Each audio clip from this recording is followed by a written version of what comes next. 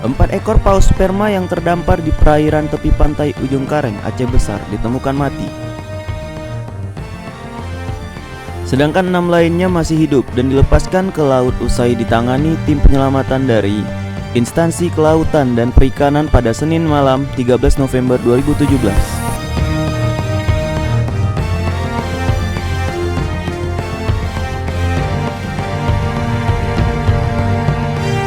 Saat ini tim Balai Konservasi Sumber Daya Alam atau BKSDA Aceh sudah tiba di lokasi.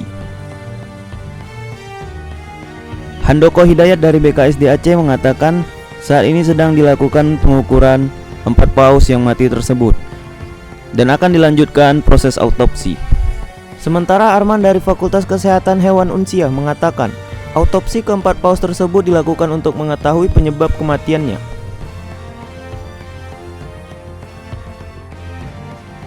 Adapun contoh organ yang diambil adalah hati, jantung, dan DNA paus.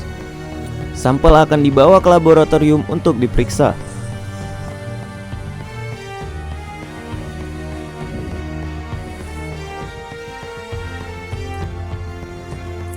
Di lokasi tampak beberapa alat yang digunakan petugas seperti mesin potong chainsaw. Juga terlihat beberapa tong di dalam sebuah bak mobil. Termasuk nanti ada beko untuk menguburkan bangkai paus di tepi pantai ini.